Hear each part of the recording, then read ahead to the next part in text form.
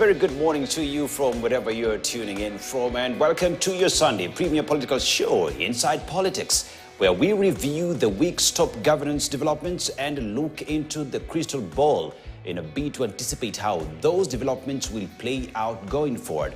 I'm Dennis Aseto, and I'm not alone. I'm joined by Mark Bichache, who is our guest host today, as he continues to have a discussion on the political matters in this country this week and how they will form political organizations and discussions in the future.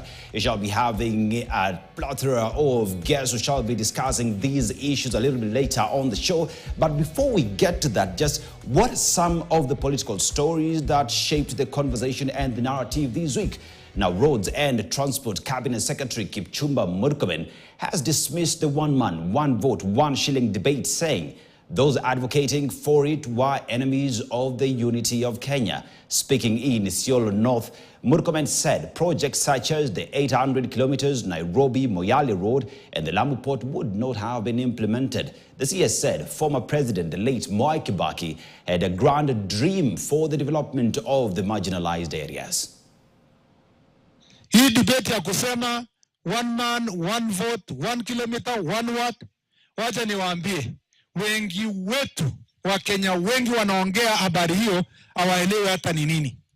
Mimi nikiwa na Senator Fatuma na kwa siku hizo tukiwa na Governor Sakaja, Governor Mutula, tukiwa pia na Senator Aaron Cheruiyot, Senator Malala, siku hizo tulishikana wote tukasema sisi tunataka kuitwa Team Kenya.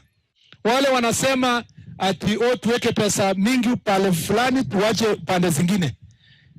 Hawa ni adui ya umoja wa taifa. Na mimi sina uoga kusema hivyo. Kwa sababu kulikuwa na wengine hapo awali walikuwa wanasumbuka wanasema ati kabla fulani haitakikani kwa kaunti fulani. Lakini saa hii tukisema tuweke pesa Isiolo, sasa tujasema tupatie Turkana, Borana peke yao. Isiolo iko na kabila zote za Kenya. Na kila Mkenya ako na haki kuja kuishi Isiolo. Very well, that is Kipchumba Murkomen as he discusses issues to do with the one man, one vote, one shilling.